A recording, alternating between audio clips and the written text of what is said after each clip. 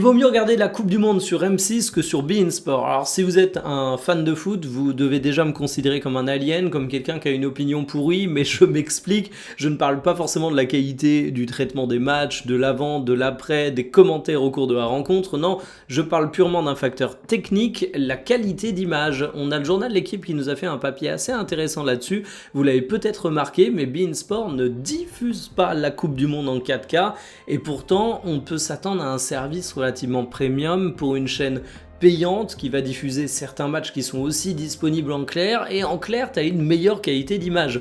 Alors comment ça se fait? Comment expliquer cette sorcellerie?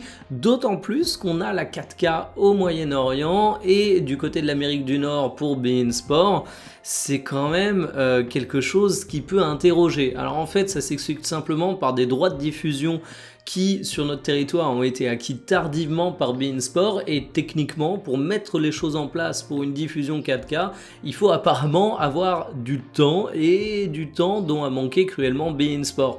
C'est quand même un comble parce que je sais pas si vous vous en rendez compte, mais les Coupes du Monde, c'est l'événement des vendeurs de télévision. Au final, des vrais programmes en 4K, il n'y en a pas tant que ça qu'on peut avoir sur sa télé, il n'y en a pas tant que ça dont on profite réellement. Même les gens qui ont leur abonnement Netflix aujourd'hui, avec le découpage, t'as pas forcément des flux 4K.